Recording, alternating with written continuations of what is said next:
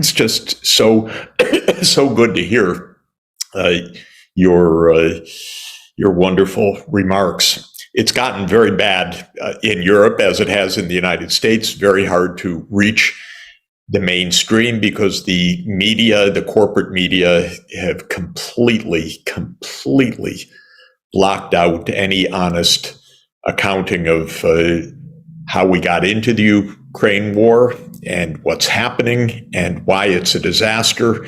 So it's very hard to even share basic facts right now. I know I was pretty frequently on just normal mainstream TV, but not these days, not in the last couple of years, because nobody wants to hear. And I begged the New York Times even for one editorial to tell the truth about this war. And I kind of badgered them into accepting something, and they accepted it. They edited it. They were getting ready to print it. And then they said, "Oh, I'm so sorry, Professor Sachs, we're not going to run it after all." So the fact of the matter is the corporate mainstream media is just completely saturated with the U.S. government propaganda.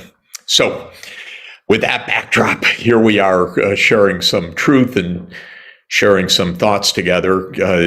I go back more than 30 years in Russia, Ukraine, U.S., European issues, because more than 30 years ago, I was trying to help President Gorbachev, and then trying to help President Yeltsin, and then trying to help President Kuchma, the first president of independent Ukraine, to overcome all of the huge difficulties that attended the collapse of the Soviet Union. The Soviet Union collapsed because it was a miserable system. It didn't work.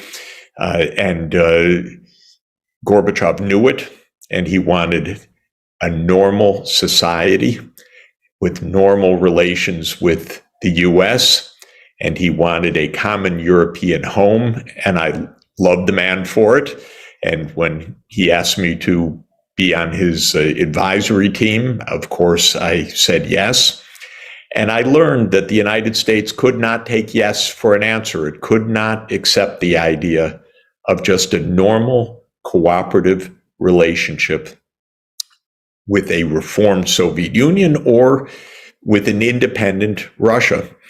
The U.S. wanted unipolarity. The U.S. wanted dominance. The U.S. wants its way on everything. It's crazy.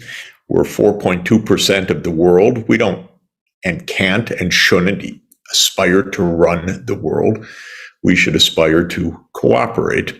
Well, I saw firsthand in a very painful few years that the U.S. doesn't like cooperation.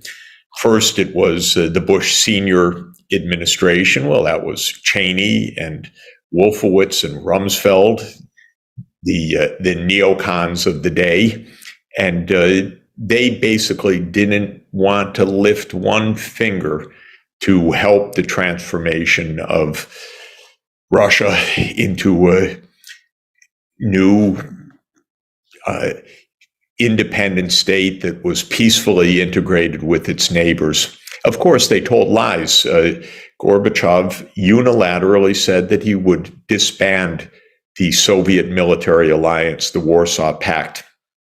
And James Baker III, our Secretary of State at the time, and Hans-Dietrich Genscher, the foreign minister of Germany, ran to Gorbachev. If you do this, we will absolutely not take advantage of the Soviet Union. We will absolutely not move NATO into where the Warsaw Pact is right now. We will not move NATO 1 inch eastward. And there's a massive, wonderful archive of material with this promise repeated many times to Gorbachev by the Germans, by the US, by the Secretary General of NATO, himself to a visiting Russian delegation. Well, turned out all to be lies, because as soon as the Soviet Union dissolved at the end of 1991, the neocons started planning the expansion of NATO, because they couldn't take yes for an answer that we should just have peace and cooperation. They needed the expansion. And who championed the expansion? Of course, the military-industrial complex led the lobbying. And it's not even subtle. The Raytheon top lobbyist was the head of the committee for the expansion of NATO. Well, duh. This was money. We can sell weapons. We can expand our military bases. We can expand our military budget. And of course, these neocons had the idea that they would make several wars of choice. They actually decided that already in the 1990s, that there would be several wars of choice, because there was no one to oppose it. So the US could depose all of the governments that were still aligned with Russia. That means the Syrian government, the Libyan government, Saddam Hussein, and so forth. And they would find whatever excuse, whatever lies, whatever alleged provocations to launch wars of choice. And of course, we know that this happened. But the real origin of the Ukraine war was this relentless NATO march eastward, despite the core promises that were made, and the core common sense, by the way, not just the promises. Why provoke Russia? And when Clinton actually started the machinery of NATO enlargement, his own Secretary of Defense, William Perry, thought about resigning in protest, because he thought it was such a terrible idea that this would just lead to a new Cold War, just at the time that relations were being normalized. And our top diplomats knew this. They understood this. Jack Matlock, the U.S. ambassador to the Soviet Union, said, don't expand NATO. You said no, and it's only going to provoke. Excuse me. Oh, God, I get choked up over this. George Kennan, our top historian diplomat, the person who invented containment, that concept of the 1940s, he never wanted to be militarized in this way. And he absolutely said, this is the biggest mistake imaginable to start expanding NATO. Well, I watched a lot of this pretty close up. Clinton, kind of as usual, not thinking very much, very short-term thinking, started the NATO expansion in the 1990s. That was to Poland, Hungary, Czech Republic. The Russians were very unhappy, but it wasn't a big crisis. It wasn't on their border. Then Bush Jr. comes in, all the wars of choice. And not to mention, by the way, in 1999, Clinton bombs, and not Clinton only, NATO bombs Belgrade for 6 straight weeks. Not exactly to Russia's liking, absolutely horrible. And that worsened the relations further. Then in 2002, the neocons under Bush Jr. called for the unilateral U.S. withdrawal from the anti-ballistic missile treaty. Unbelievable. The Russians said, stop, don't do this. This puts us in a threat. This destabilizes the nuclear deterrence, which is our basis for just peacefully being able to trust each other and keeping on a path of denuclearization. Well, the U.S. unilaterally withdraws and starts planning for placing missiles near Russia. And the Aegis missiles go into Poland and Romania within the next decade. Well, the Russians are really getting pretty upset about this. And then George W. expands NATO to 7 more countries in 2007. The 3 Baltic states, Romania, Bulgaria, Slovakia, and Slovenia. And Putin goes to the Munich Security Summit in 2007 and says, come on, stop. You promised not 1 inch eastward, and now it's 10 countries you've expanded to. So the U.S., in its infinite wisdom, as usual, what does it do? The next year, George W. Bush Jr., with, by the way, our U.S. Ambassador to NATO, Victoria Nuland. I hope that name rings a bell. She's currently our Deputy Secretary of State. They call for NATO to enlarge further. And where? To the 2,000-kilometer border with Russia, Ukraine, and to Georgia. Georgia, not the state, Georgia, the country, on the eastern edge of the Black Sea. Look at a map, it ain't a North Atlantic country. But what it is a plan to surround Russia in the Black Sea. Because the idea was, and it was a very premeditated U.S. idea, that with NATO enlargement, NATO would be in Ukraine, Romania, Bulgaria, Turkey, and Georgia, completely surrounding Russia in the Black Sea. And notably, Russia's naval base in Sevastopol. And that was the idea. That, by the way, was the same idea of Lord Palmerston in 1853. So it's not a very original idea. It was the whole basis of the first Crimean War. And so these neocons wanted to fight the second Crimean War. And of course, you could hear the cheers of Britain, which is imperialist nostalgia to the essence in its political class. Yes, yes, yes. We can surround Russia in the Black Sea, just like Lord Palmerston wanted to do a century and a half earlier. Well, Putin says, do not do this. This could be incredibly destabilizing. But by the way, it wasn't just Putin who sent a secret memo back from Moscow to Washington to Condoleezza Rice. Well, of course, none other than Bill Burns. Bill Burns was then the U.S. ambassador to Russia. But you may recall the name. He's currently our CIA director. And he sent a secret memo, because everything in the U.S. government is secret, by the way. He sent a secret memo entitled Niet means Niet. And he explained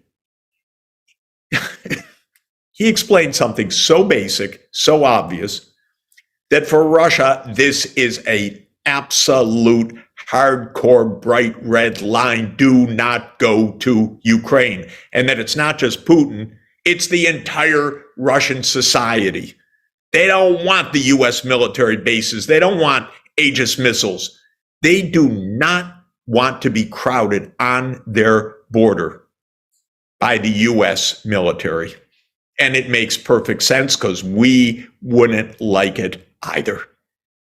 But you know, American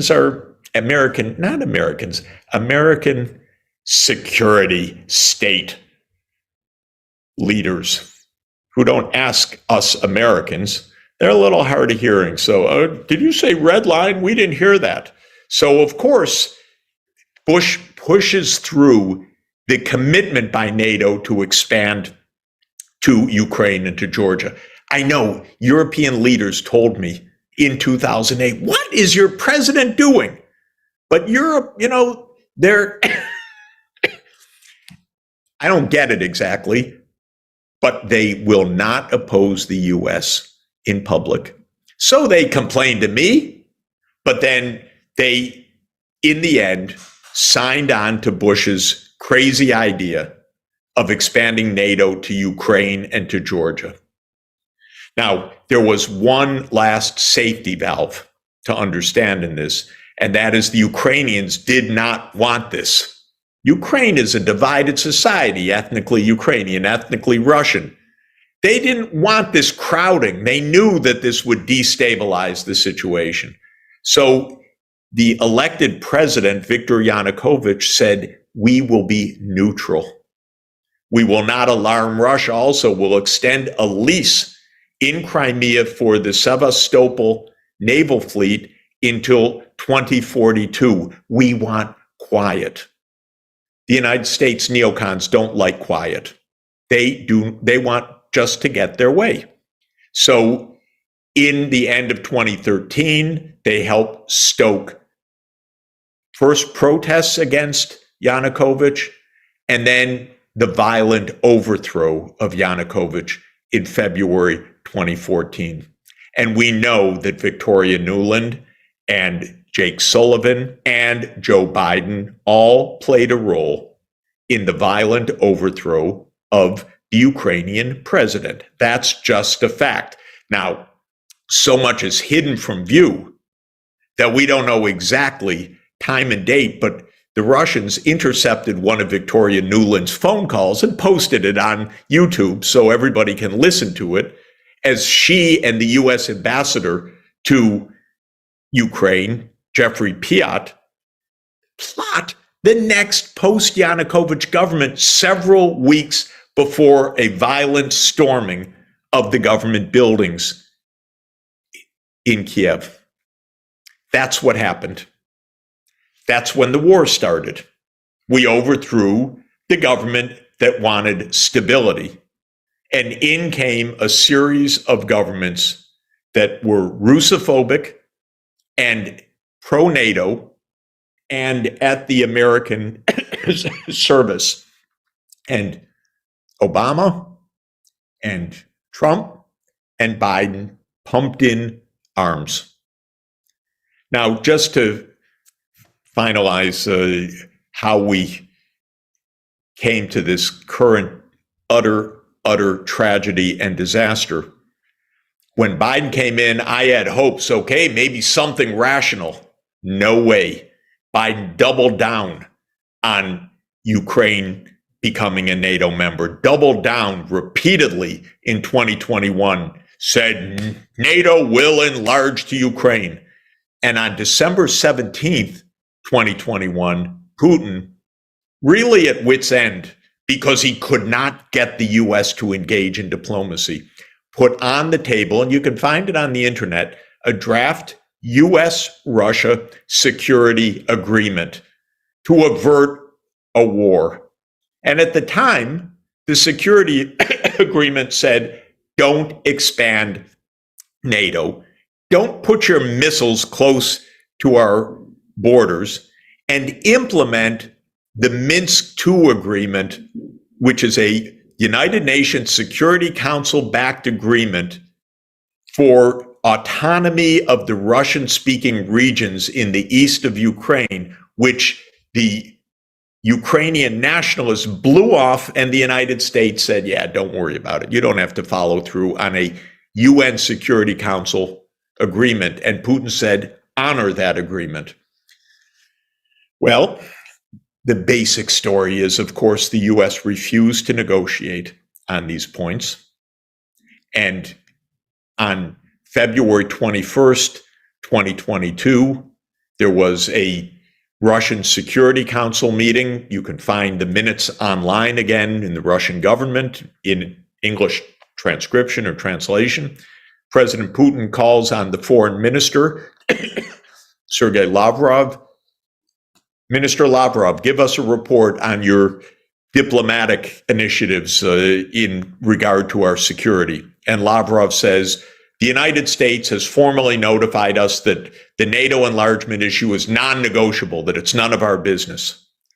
That was the final step before the Russian invasion on February 24th.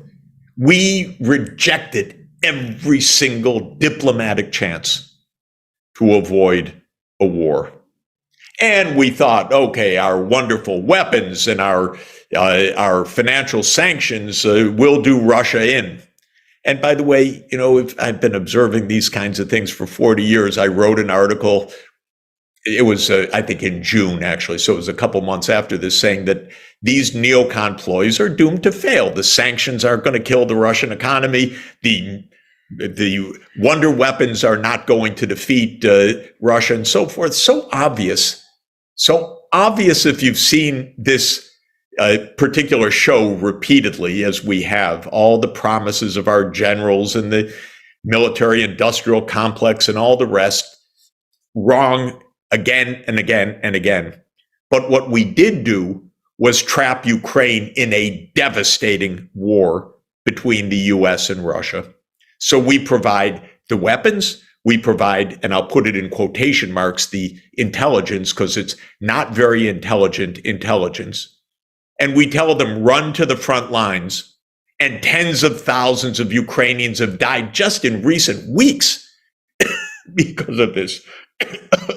An absolutely predictable bloodbath. And when the Ukrainians tried to negotiate with the Russians in March 2022, just after the start of the invasion, the US stopped the negotiations.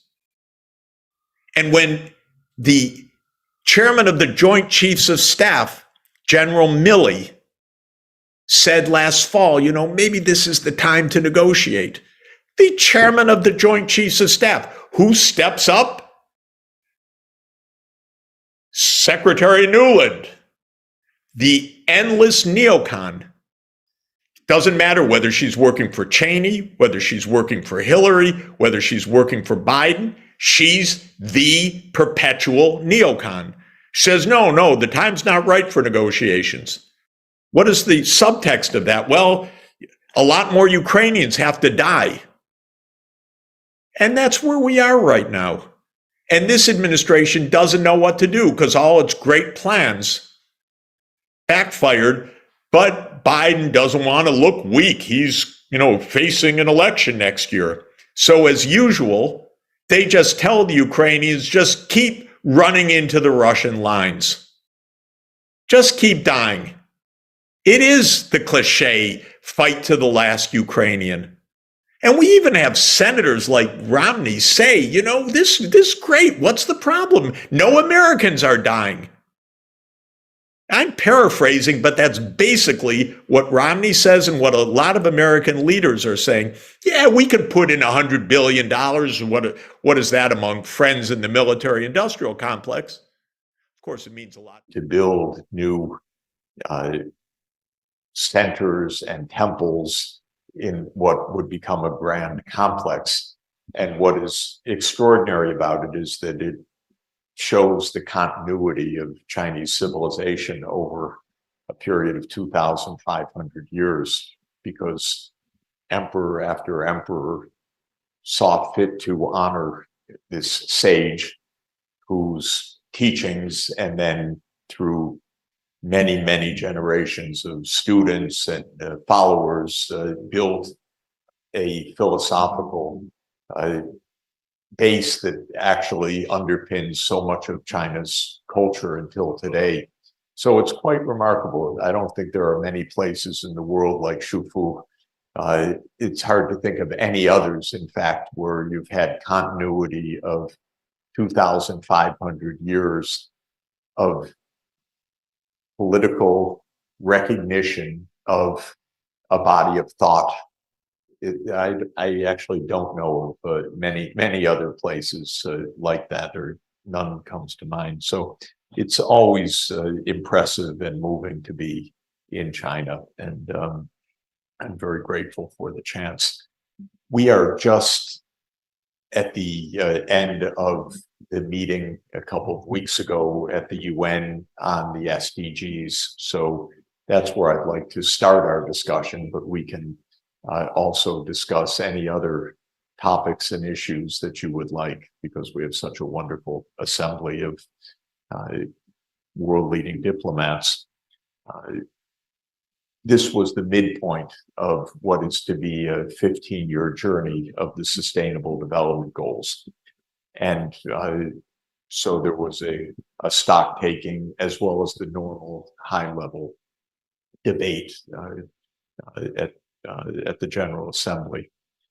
And I think it's fair to say two things. One, there was a political declaration that was made by all 193 UN member states, the same as those that adopted the SDGs in the first place, that the Agenda 2030 and the Sustainable Development Goals remains at the center of the world agenda for building a better future.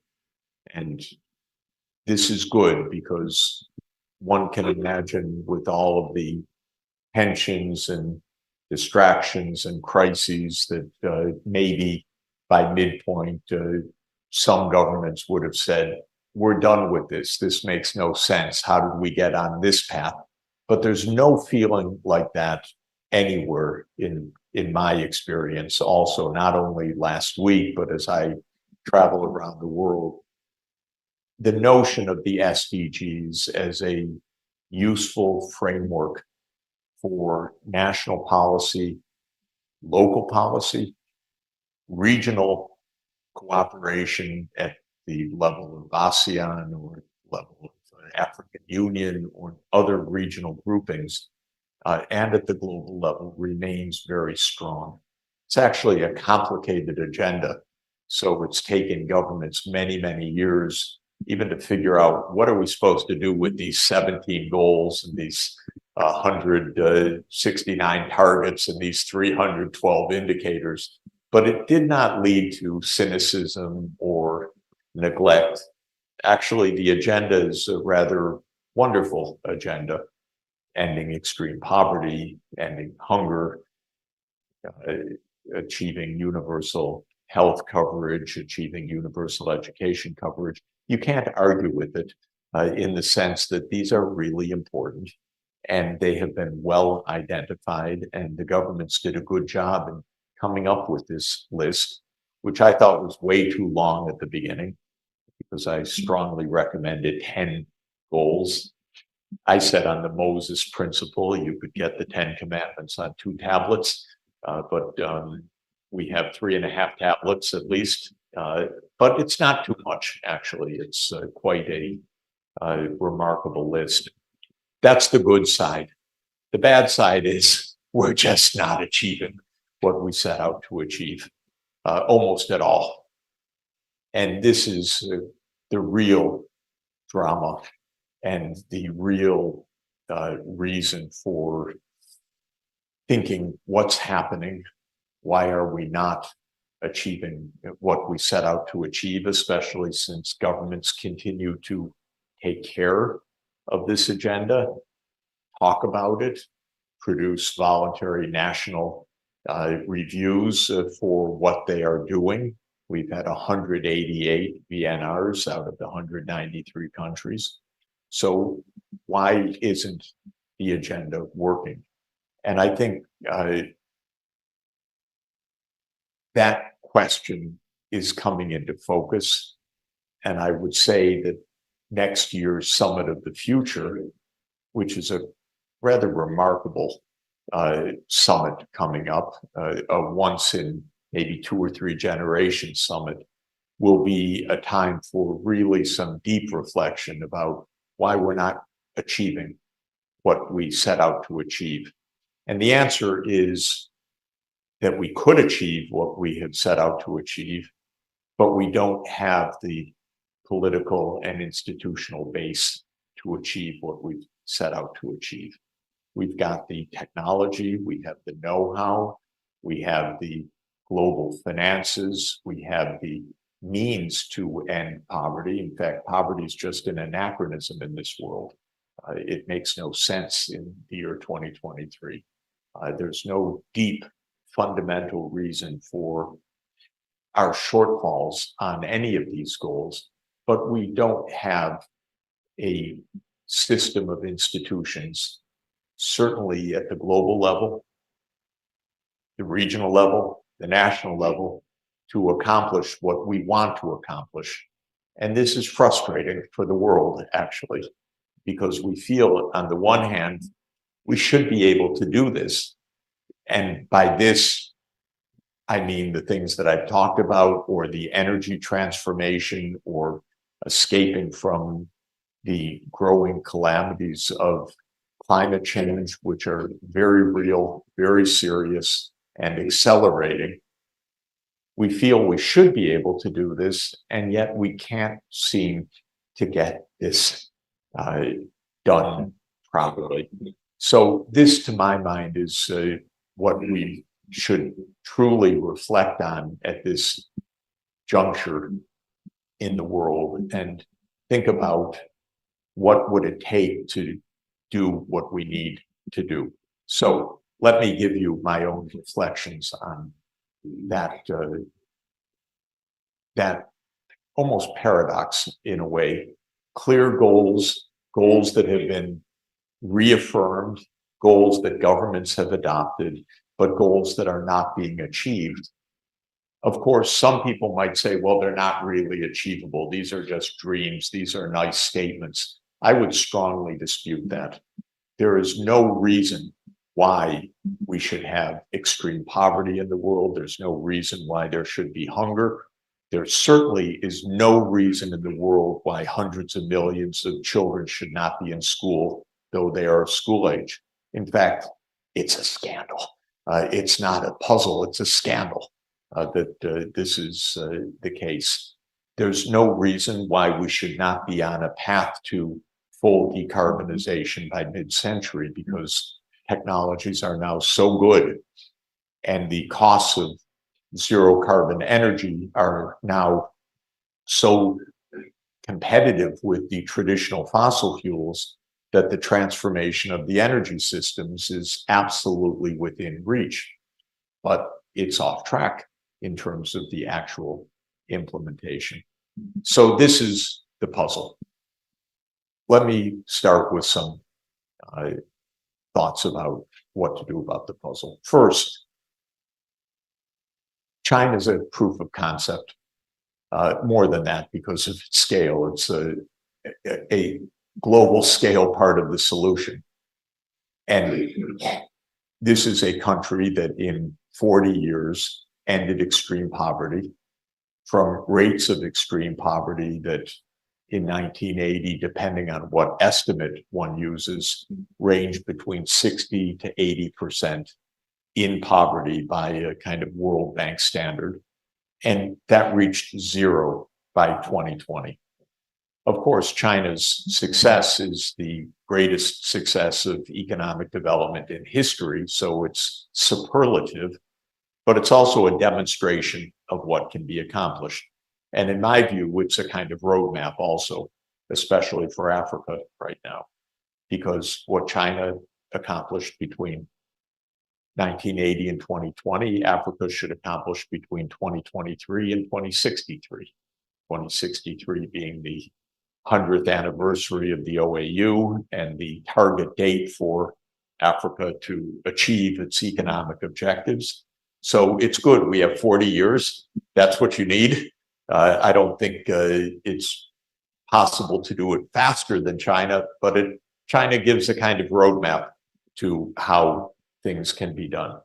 And what the Chinese success in ending poverty demonstrates is the crucial role of a very high investment rate, invested properly in three areas of the economy. The first is in people, and I'd say that's the most important. China had the most extraordinary rise of education and of health that we've seen.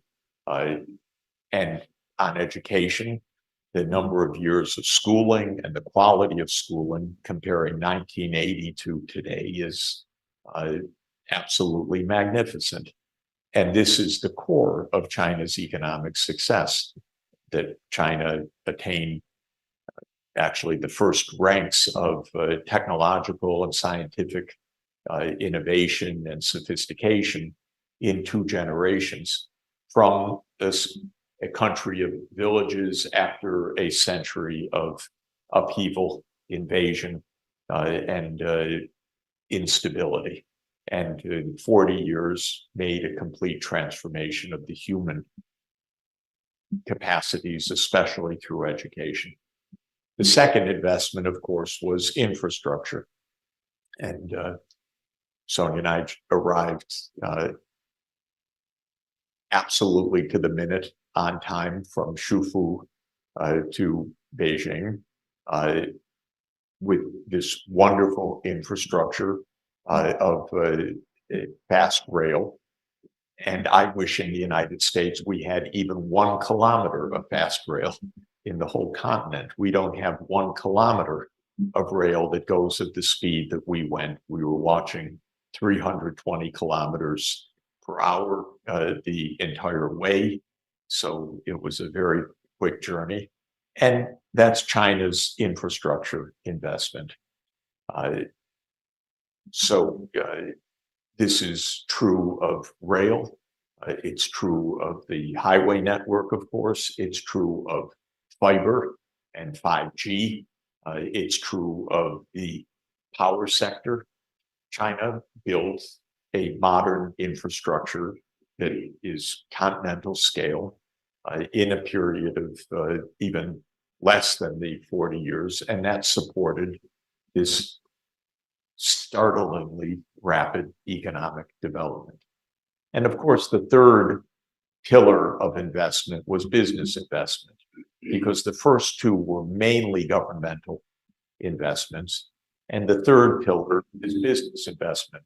And the core of the business investment is that China had an outward-oriented strategy of integrating the Chinese economy into world markets, and especially did so through the manufacturing sector, though other sectors in other places can play a similar role. But China's idea was to become deeply integrated into the world economy and to climb the technological ladder along the way until reaching not only the top of the ladder, but now the one of the leading innovative regions of the world, creating the new technologies. So that's a starting point for me in terms of what needs to be done. And I make the comparison with Africa, and I thank the UN country team here for really supporting the China-Africa partnership, because to me, this is absolutely wonderful for Africa and for China and for the world. But if you make a comparison, it's quite interesting. China,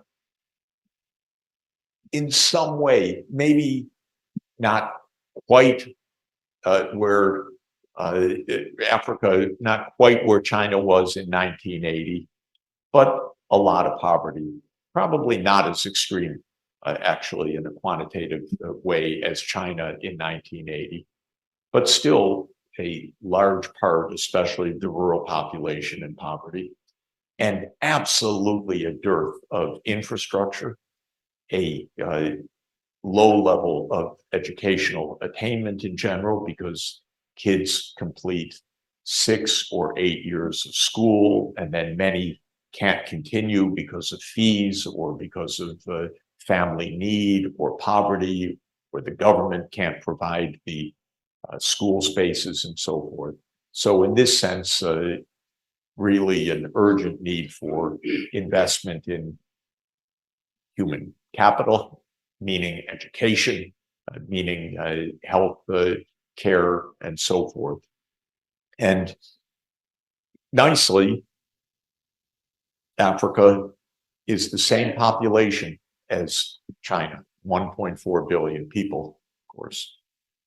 The difference is the imperial powers chopped up Africa into 55 individual countries, not one of which, not even the giants, not even Nigeria, not even Ethiopia, not even DRC, is big enough economically or demographically to pull off this transformation by itself.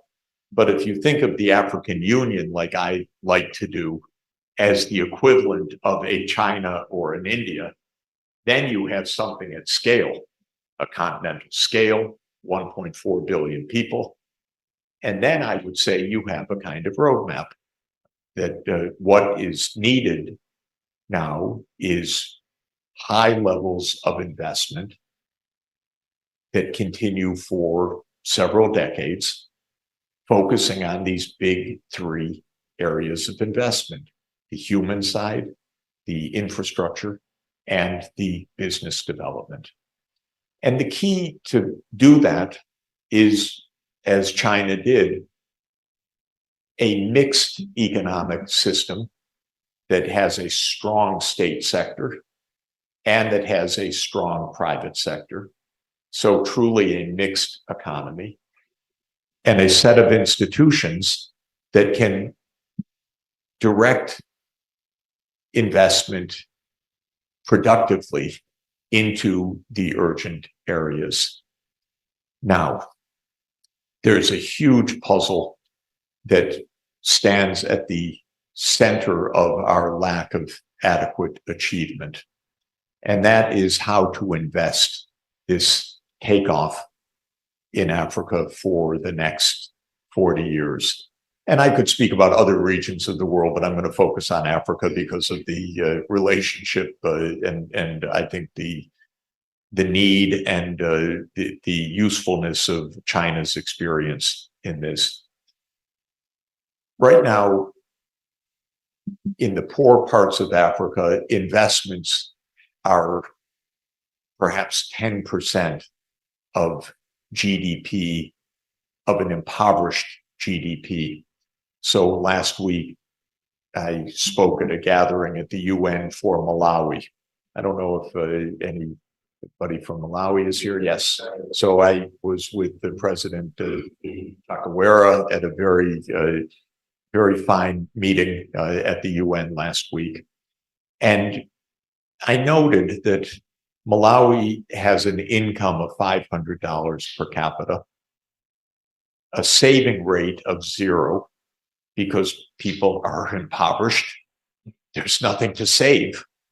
People are trying to stay alive. The country was hit by a terrible typhoon, extraordinarily destructive. Infrastructure is very weak. Education levels very low because of the impoverishment. Saving 0. And with some development aid, investment at about 9 to 10% of national income. But think of that. What does that mean? If the income per capita is $500 per year, 10% investment means $50 per person investment rate. That is not an investment rate that's going to get Malawi out of poverty. That's an investment rate in which Malawi will continue to sink deeper and deeper into poverty. And the IMF has blessed Malawi's economic program because the IMF doesn't pay. Is there anyone from the IMF here? No. Okay. I would say the same thing anyway, but the IMF doesn't pay attention to these issues because it pays attention to the bottom line, that the budget is balanced. If it's balanced in extreme impoverishment, fine, as long as it's balanced. And so Malawi has a program in which there's $50 per person of investment. The kids can't go to school because there isn't an adequate budget for that. There is not the domestic saving to get this process started. And then here's where I want to make the point. The international system doesn't pay any attention to any of this. It says, just don't overborrow. Be quiet. You'll be fine. And so sorry about that typhoon that hit you. So sorry that, as the scientists say, that was caused by human-induced climate change by the rich countries. But don't ask them to do anything about it. They deny any historical responsibility, by the way. So good luck and try to achieve the SDGs. That's more or less the reality that we're in right now. A true global system would say, my word, first, Malawi could grow 10% per year for the next 40 years. It could. Because if you're at $500 per capita, it doesn't take much to get to $1,000 per capita or $1,500 per capita. The rich countries are 100 times higher, 100 times higher, 50,000 per capita or 100,000 per capita. So the investments that are needed are not huge. So that would be the first thing that an international system would say is, we better sit down and roll up our sleeves to get this right. The second thing would be to say, we want to do what China did. So how did China do that? Well, China invested between 40 and 50% of its GDP every year. Malawi's investing zero right now because it can't save. It's so impoverished. But once the process of development starts, the saving rate will start to rise because people will get out of mere survival mode and will start to save more. But at the beginning, there needs to be sufficient financing to get this process started. For example, there is no chance for development without an educated population, at least completing, I even hate to say this, I was going to say at least completing lower secondary universally, but really completing upper secondary, because in the 21st century, without at least an upper secondary education, what is a person going to do other than subsistence farming or completely informal, impoverished labor in a slum area, or be a migrant, or something even more desperate? So fund education. So your education minister was there, ambassador, and I said to her, Minister, calculate the education budget that you really need. You're going to find out that it's about 40% of GDP, maybe 3 times your total budget. But calculate what you really need and send an email to me and send an email to the person you're sitting next to who happened to be head of the Gates Foundation. And I said, I promise you we're going to fill your budget. I promise you. And I do promise. Okay. Because no kid should be out of school in the 21st century. And if Malawi can't do it on its own, we're going to find the way to do it. And I want to say to the executive board of the IMF, you cannot approve a plan that has an education budget in which half the kids are not, or 3/4 of the kids are not going to finish upper secondary. That's impossible. That's a death sentence for a country. So the main point, ladies and gentlemen, is financing the SDGs and creating a global system in which very poor countries can finance the SDGs, middle-income countries can finance the SDGs, and the rich countries shift their financing from the unsustainable direction to the sustainable direction. They don't have a problem with the scale of finance. They have a problem with what they use it for. But for poor countries, it's the scale of finance. So I spend most of my waking hours trying to raise finance for the SDGs, because in my view, the reason we're not accomplishing the Sustainable Development Goals is not a lack of will of poor countries, or a lack of desire, I should say.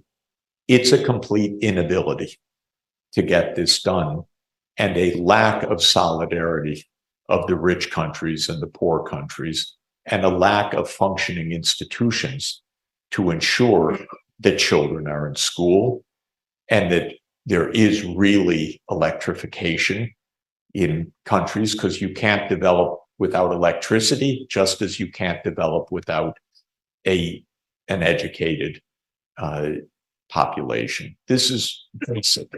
And you can't leave poor people without electricity and without education, say, good luck, which is what we do right now. We say, good luck, just balance your budget and don't create trouble. Don't create debt trouble. Don't create financial trouble. Don't create any other kind of trouble. Good luck. So that's the change of the world that we need. Where are we going to get the financing from? This is what the Secretary General has proposed as the SDG stimulus.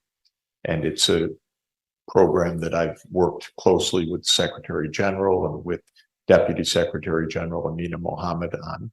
And the basic idea is we should come up with another $500 billion to $1 trillion a year of development finance, and it wouldn't be that hard to do. And by the way, it doesn't even have to be a grant. I'm perfectly happy for Malawi to take on a huge, huge amount of debt that would be 300% of your GDP even, if it were 40-year debt.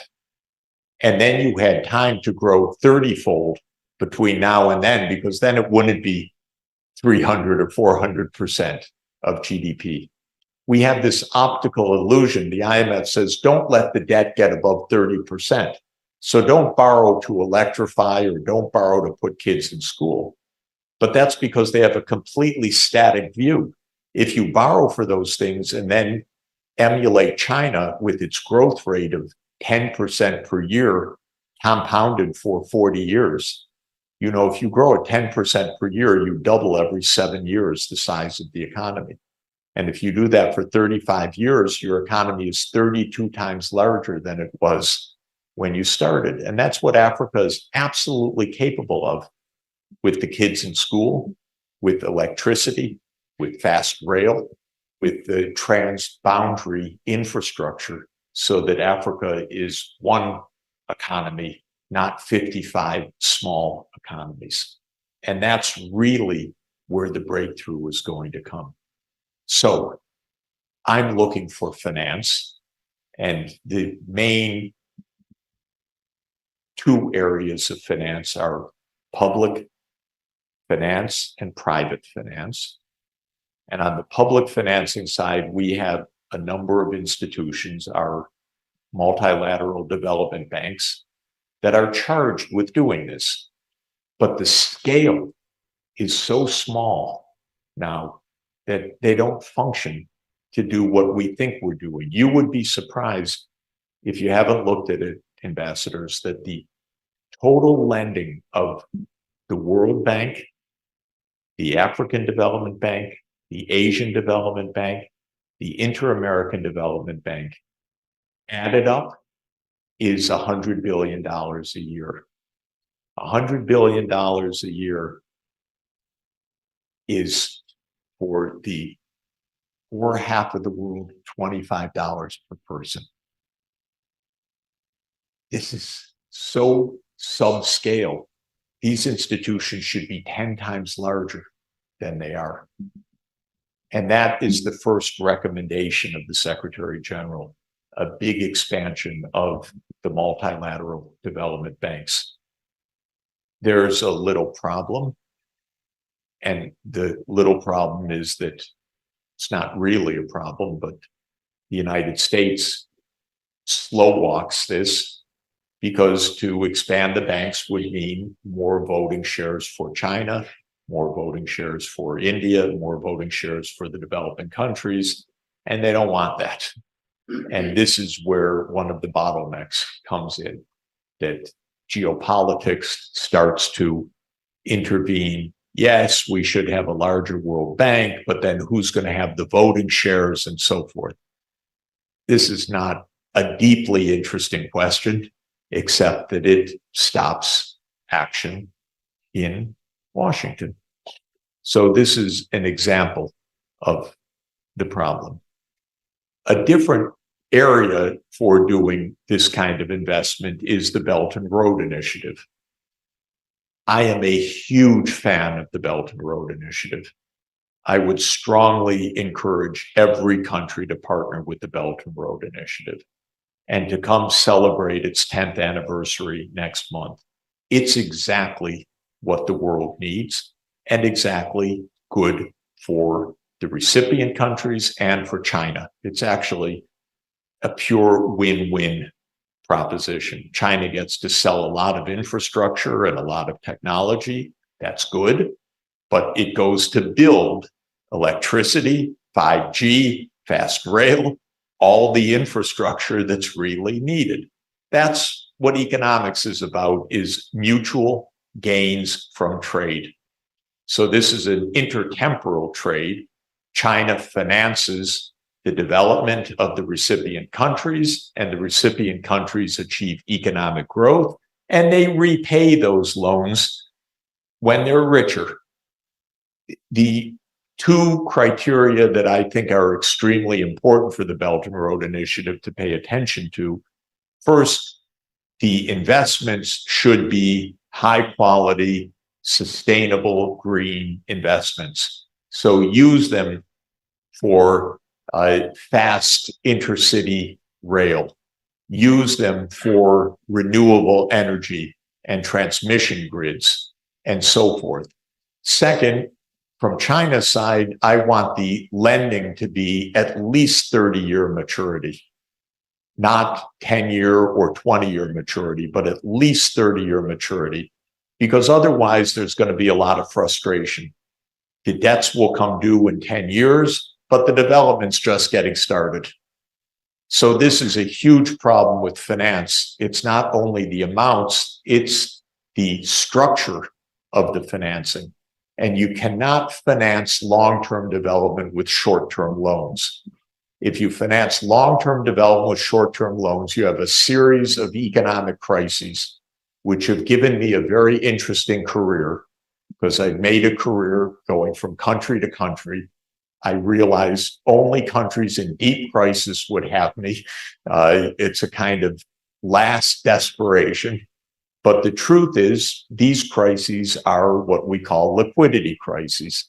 Countries run out of money because they're maybe 1/5 of their way through long-term development, but the Eurobond was a 7-year Eurobond, or the loan was a 7-year bond, and by the time it came due, well, the first grader was now in 8th grade, but not yet contributing to that economic boom. So it's a little premature to start the repayment cycle, because development is just getting started.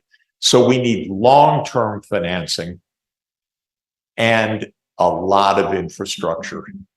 So I'm also in a campaign with the IMF to change the criteria that the IMF uses to judge whether countries are in crisis right now, because you'd be surprised. The IMF has what they call the debt sustainability framework, and they rate countries: strong governance, medium governance, or weak governance. Almost all poor countries have weak governance, not surprisingly, because they're always with the back to the wall. And they say to the weak government, don't borrow more than 30% of GDP. And I say, are you kidding? 30% of $500 per capita? Don't borrow more than $150? That's not going to get you very far.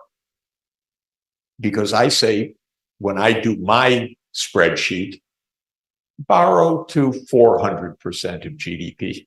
But then, as I say, 40 years of fast growth brings that way down to completely manageable levels by the time the debt is due. So the IMF has a very short-term viewpoint. The credit rating agencies, as they even admitted to me, Mr. Sachs, we don't know anything about development. What we do know about is default risks, and these are high default risk countries. And I say, yes, but if they had the right development framework. And they say, but Mr. Sachs, we don't know anything about development. We just try to predict default risks. So I'm trying to argue for a long-term partnership vision, a reform of the international financial institutions, a new way of thinking about the problem, looking at China not only as a great success story, but also as a kind of roadmap for what a high investment strategy can mean for today's low-income countries, or what it would mean suitably adjusted, say, for the ASEAN region or for South American countries. Because I believe that the essence of sustainable development is investment in our future. And I don't want China to become, as they're told all the time in the US, stop exporting to us, stop saving so much, you should consume more. I don't buy this at all. China saves a lot because it's aging fast and it wants to build up a high level of wealth. Good. But let that wealth be a claim against Malawi. It's a good bet. Malawi has a huge rate of return. By the way, when you do the calculation, the rate of return to development is just about the best rate of return in the world. I think it's comparable to every one of our unicorn companies. My calculation is that the rate of return to investing in Africa's development is about 15% annual rate of return. But it takes 40 years to realize. So that's the internal rate of return over a 2-generation effort. And I'm very conscious that the newborn today will not yield that return until they're 30 years old, because they have to go to through upper secondary and then 4 years of university at least. And then by the time that they're 22 or 23, they can enter the labor market, and then they'll start repaying hugely. But that takes the time. But the cumulative rate of return is extremely high. Development is a great rate of return activity if you give it the time. And so that, to my mind, is really where the SDGs are right now. We're terribly distracted, terribly confused. Our governments do not play well together. The United States, unfortunately, criticizes the Belt and Road Initiative, which is the best initiative in the whole world on long-term development. So not only not a proper object of criticism, but it should be an object both of praise and to say, we want to partner. And with Europe, please partner. You're on the same landmass. The Eurasian landmass needs an interconnected infrastructure. Of course. The Silk Roads was the first example of that. That's the model of the Belt and Road Initiative, is the Silk Roads. Okay, that required a lot of horses over a long distance. We can now have a 21st century infrastructure. So for Europe, build from the West towards the East. China will help finance investment from the East towards the West. Celebrate in Samarkand that you have connected Eurasia together, again in a 21st century Silk Road, and let's cooperate. And I know the United States calls some leaders and says, maybe you should not be part of the Belt and Road Initiative. This has happened last month in the White House and so on. Please don't do this. This is ridiculous. This isn't a game. This is our world. This should be partnership. This should be cooperation. There should be dialogue to get this right. And Europe and China should really be cooperating on getting this right. I'll say one more thing and then I'll stop. And that is that wherever you look in the world, my economic advice is be nice to your neighbors. Because economies work better at scale. They work through trade and transport. And your neighbor is on your transport route, whether you like it or not. They're your neighbor. Africa, by the way, has 14 landlocked countries. The coastal countries and the landlocked countries need to be friends. We need an integrated infrastructure. And that's true of Eurasia, it's true of Africa, it's true of South America. The GuideCo initiative that I mentioned at the start is an initiative for interconnecting the energy system. It's a wonderful idea.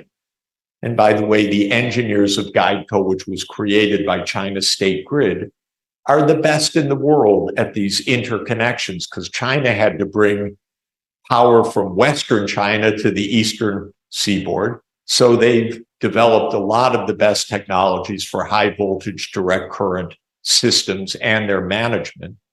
But that's interconnection with the neighbors. So I'm completely against Cold War politics, where you're on one side and you're on the other side. Come on. This is really absolutely not the right way to think about any of our real problems. Neighbors share river sheds, neighbors share rainforests, neighbors. The June 1967 war, Israel took military control over the Palestinian territories as well, meaning East Jerusalem, the West Bank territory, and Gaza. And we've been in that situation since 1967, where Israel has military control over the three areas of what would be Palestine. Now, international law, as reflected in the UN Security Council and UN General Assembly for basically 57 years, has said there needs to be two states living in peace side by side. I agree with that, certainly. And international law says that should be along the borders of the 4th of June, 1967. And I agree with that proposition as well. But starting in the early 1970s, Israel began to settle in the conquered territories. It claimed East Jerusalem for its own country, essentially annexing it, saying that a unified Jerusalem is permanent, and it put hundreds of thousands of settlers, or allowed hundreds of thousands of settlers, or a combination of the two, into the occupied West Bank, and some into Gaza, though the situation in Gaza is more complicated. But essentially, Israel settled in the occupied territories. And the idea from the secular point of view was make a two-state solution impossible, basically, other than one that Israel would control or dominate. But what happened starting in the 1970s is that these settlers got a mind of their own, and these are, to a very significant extent, religious zealots, not all of them, but many of them, who say, well, God gave us all this land. We have the right to permanently dominate the Palestinian people. This is a view that I think most of the world would not accept, and the secular world would not accept. But it is a big part of the problem now, because over time, this zealous religious movement, an extreme nationalist movement that says all of this land is for the Jews, became the dominant part of Israeli politics.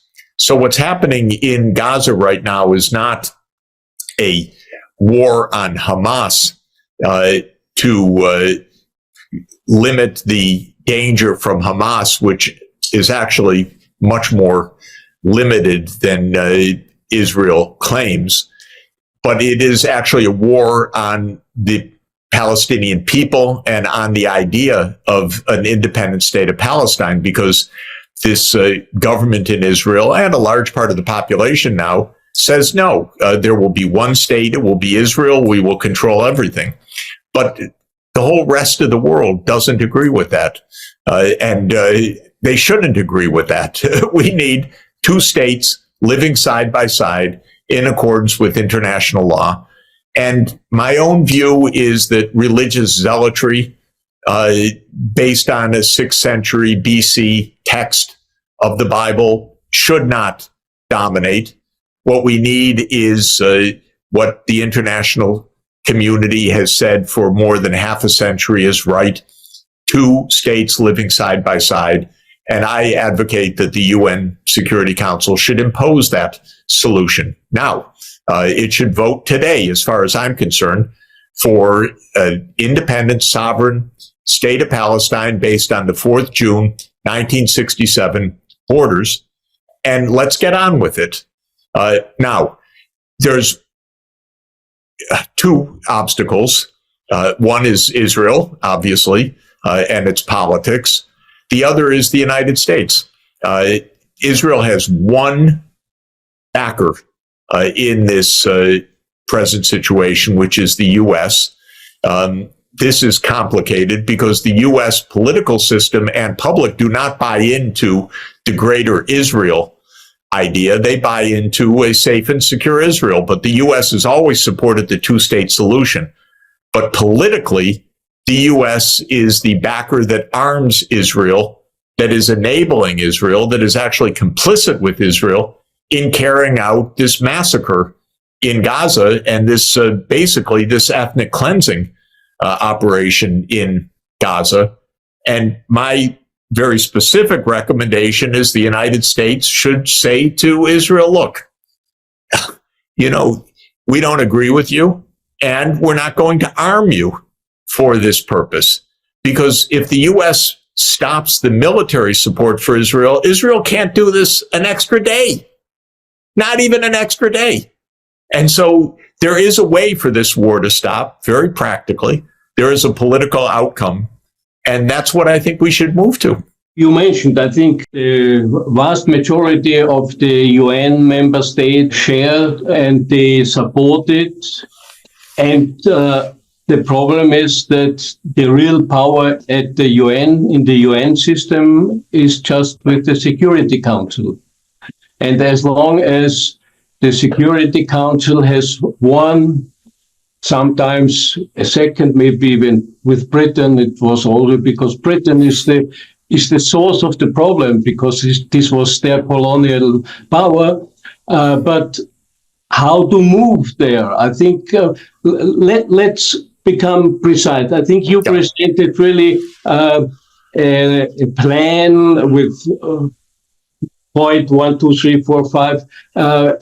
I assume that many people know it, but please give a short view what the main points of your plan.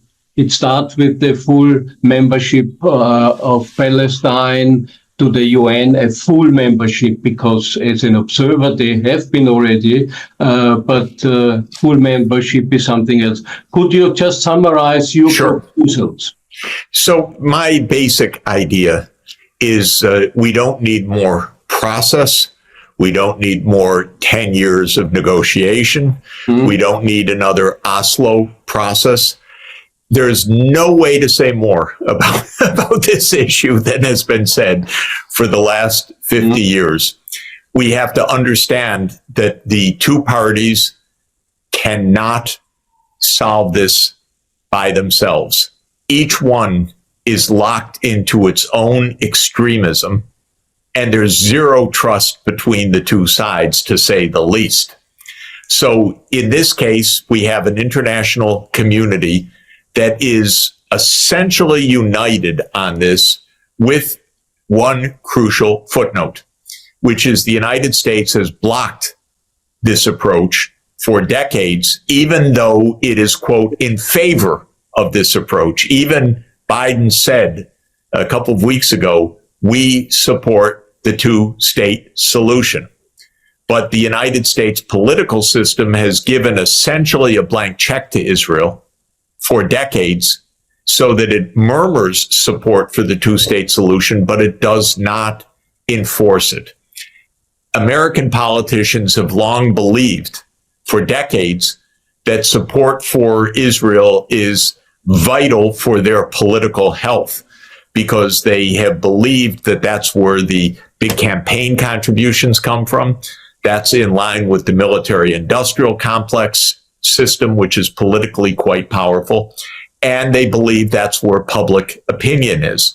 But in the U.S., public opinion has turned against Israel because the American people do not want to be complicit in this massacre, and they are not supportive of the so-called Greater Israel, which means Israel dominance over Palestine. They are supportive of two states. Every opinion survey for decades has demonstrated this. That's true of American Jews, by the way, not just of the American public generally. We're not so far from that because the Security Council is basically 13 to 1 to 1. That is 13 countries support what I'm saying. One opposes it, the United States, and one always goes along with the U.S. That's the UK. Shame on them. First of all, they should grow up. Second, they should recognize they're no longer a world empire. And third, they should take some responsibility for the mess that they left. So, but aside from that, that's a footnote as far as I'm concerned. The real story here is the U.S. And I'm trying to say to U.S. public officials, look, you're completely alone supporting something you don't even support. So you have to do something more creative. Now, unfortunately, President Biden's not creative. He lacks the energy and insight. His foreign policy team is extremely weak. So I don't know whether we'll get there or not. But the domestic politics and the international politics is all pushing in the same direction. Now, what would it mean? To my mind, instead of a new political process, it starts with the outcome. 2 states, 1967 borders. Now let's implement that. Second stage, obviously, would be that on that basis, there would be a regional agreement. The Arab states would say, we end our state of belligerence or hostility with Israel. We normalize relations. We stop supporting Hamas or other anti-Israel militia groups. We stop funding them. We start arming them. We stop giving political backing to them. That can happen. Why do I say it can happen? Because the Arab and Islamic countries have said so repeatedly. And they said it recently in Riyadh when they met in an emergency meeting after October 7 and the subsequent Israeli invasion of Gaza. So that's the second step, is the diplomatic political step. That includes Iran, by the way, because it's not only the Arab states, it's also Iran, which is, of course, a backer of Hezbollah and Hamas. But that's possible, too. But we have to also stop the hostility to Iran, which was agreed with the JCPOA agreement several years ago, and then the United States broke that. And by the way, broke it in part because of Israeli pressure. So, this was Israel pushing the U.S. to break an agreement signed with Iran. And Europe, as usual, was pitiful. It just stood by and mumbled because European leaders are afraid of the United States instead of telling the United States the truth. So this is another part of it. But anyway, second step is normalizing the diplomatic relations based on the 2 states. Third step is actually putting in peacekeepers. And the best that I've heard is that this peacekeeping force, which would operate under the mandate of the UN Security Council, would include Americans, would include troops that are drawn from the Arab countries. And the idea would be to create a buffer zone that would protect Israel from incursions like occurred on October 7. And on the basis of this political solution, would also demobilize the armed side of Hamas step by step, and would show basically that Hamas, which is a political, a military, and a cultural force, the military side would be ended as part of a political settlement. And this would be the next step. The step after that would be actually to promote economic recovery and development after this devastation. There's a lot to be said about this. It's tragic and a measure of human stupidity that in a world that needs so much, the first thing we do is destroy and then have to spend huge amounts simply to rebuild what we destroyed in a matter of days or weeks. But there is a reality now that Israel has destroyed the habitability of Gaza. Oh my God. Well, we're going to have to address this. And so this is another reality that needs to be added to the scene. But my basic point is move to a solution, not to an illusion, not to the status quo, not to what Israel wants right now, which is not to talk about the day after, because we know what Israel wants the day after. They murmur it every few days, which is complete control, which is absolutely unacceptable. Not to talk about, oh, we need to reestablish the Palestinian National Authority, blah, blah, blah, blah, blah, because this is all fake. What we need to do is spell out where the solution is. 2 states, international law, living side by side, and with peacekeepers, and disarming the threats to both sides. And this is a very practical set of steps that could be reached. And I think it's not impossible. There are big issues, by the way, that I don't have an answer to. There are hundreds of thousands of Israelis who would be dead set against what I'm saying. They are settling illegally in the West Bank, many of them based on a religious fervor that they think comes from the book of Joshua from the 6th century BC. We're going to have to address this. Addressing it in human terms may mean addressing it gradually over a few years, not violently and brutally. These are human beings, in my view, completely misguided and illegal in their actions. But that needs to be addressed too. So I don't want to pretend, obviously, that I have a step-by-step solution to everything.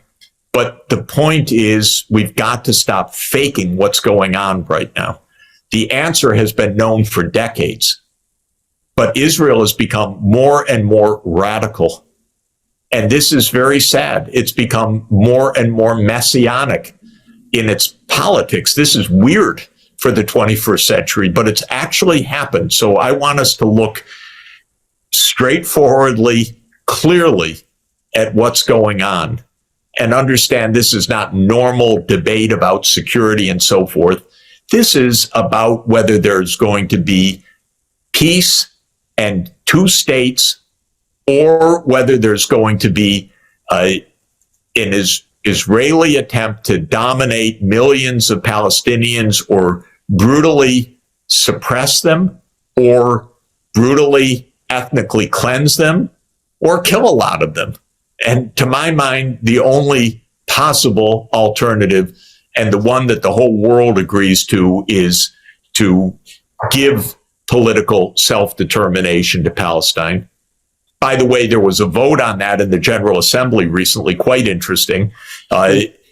Every country in the world that voted yes, except for 4. The 4 were Israel, the United States, Micronesia, country of 113,000 people last time I checked, and Nauru, a country of 12,000 people. So basically, the whole world has said get on with it. Yeah. Unfortunately, there was another resolution a few weeks before where, including my own country, there were 10 and there were 2 European countries, Austria and Czech Republic, who strongly sided Israel. They are the most radical 2 EU countries on the side of Israel. But your plan is convincing. Your plan is, I think, many ideas have been already said years before, but how to overcome the real blockade. So I think you mentioned it. There is the US. We started 2 days ago an important, politically important election year in the United States.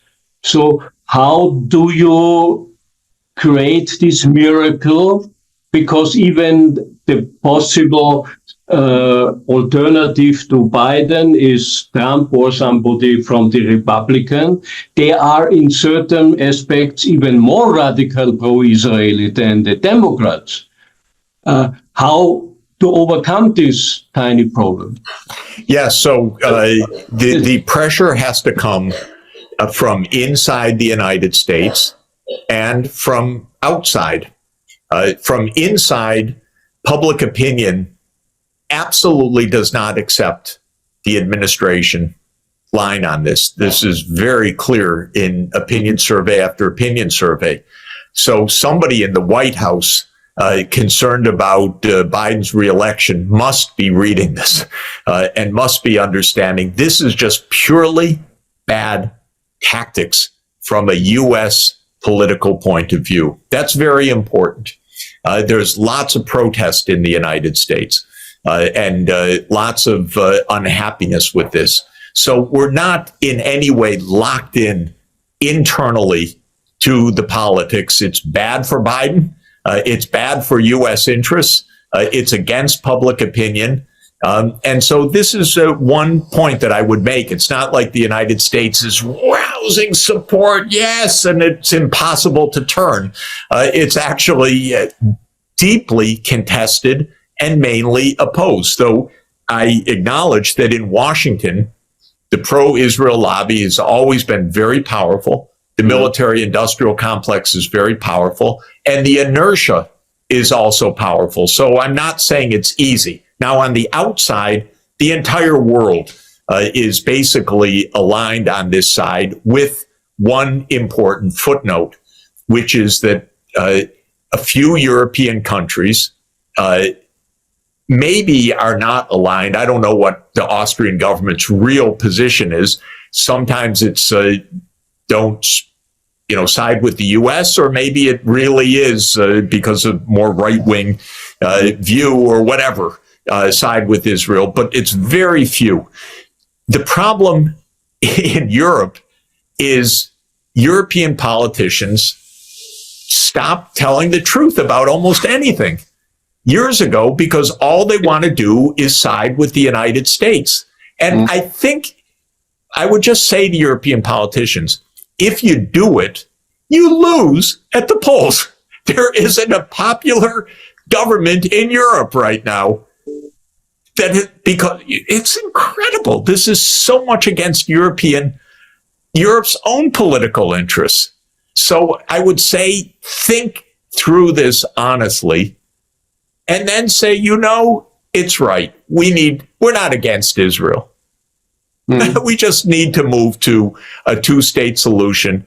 And the United States, come over here, buddy. You know it too.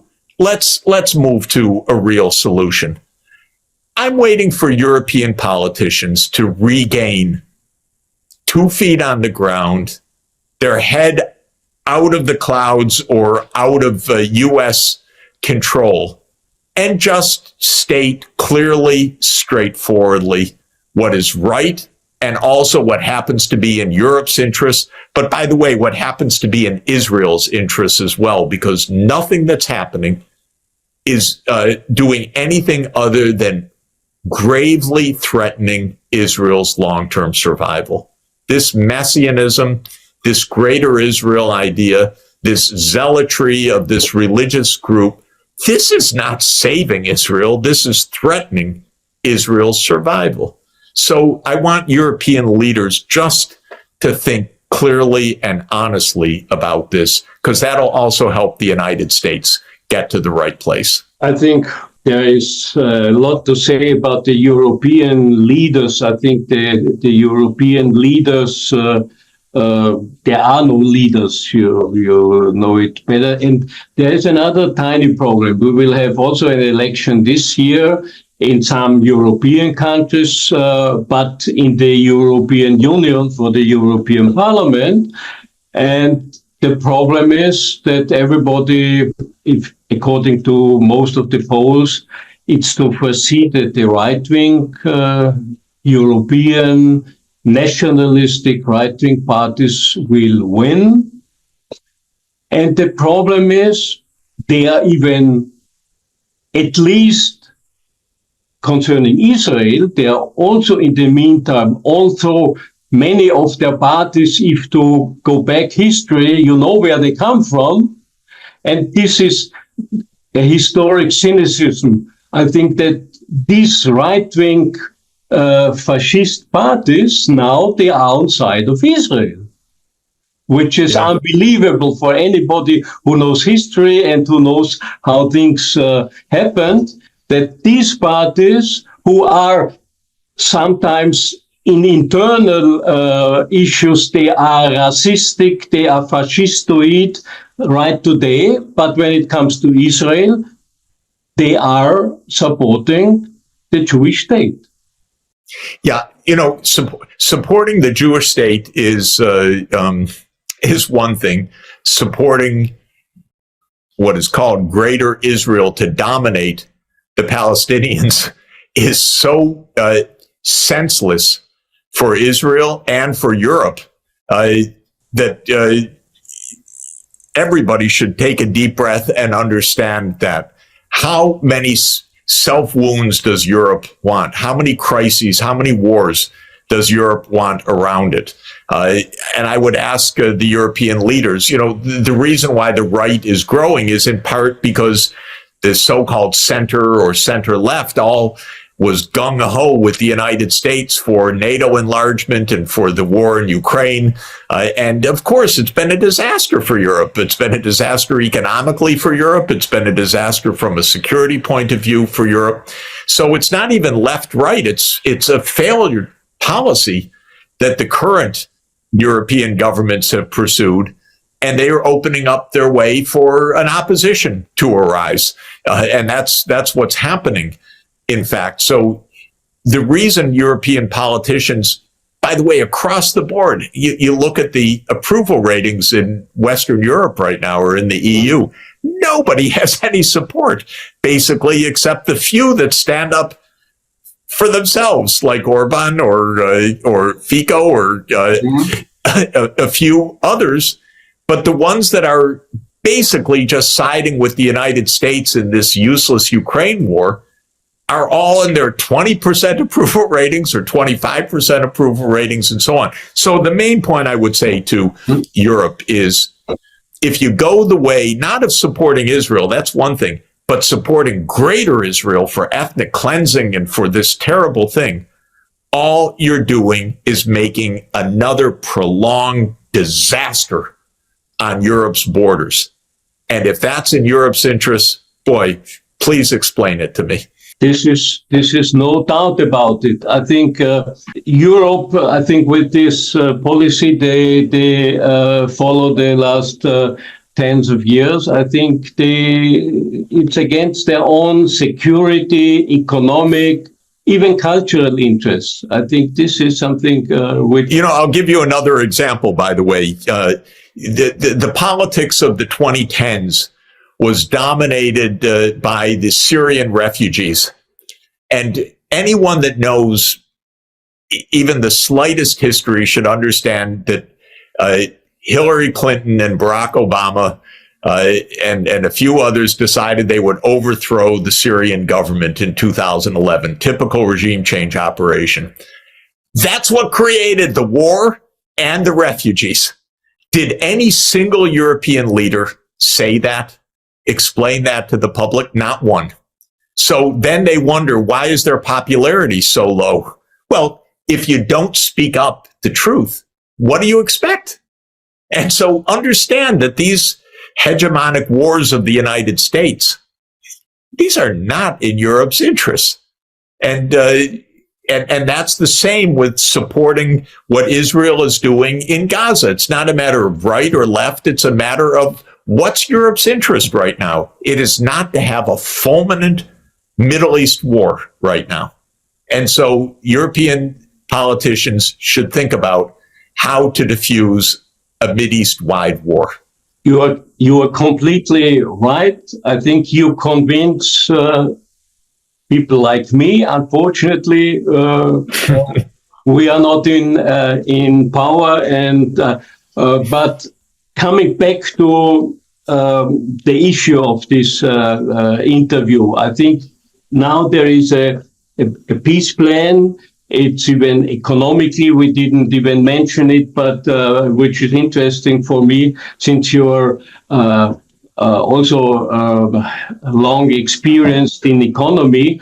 I think one important, but not so much debated proposal is the establishment of a new UN fund.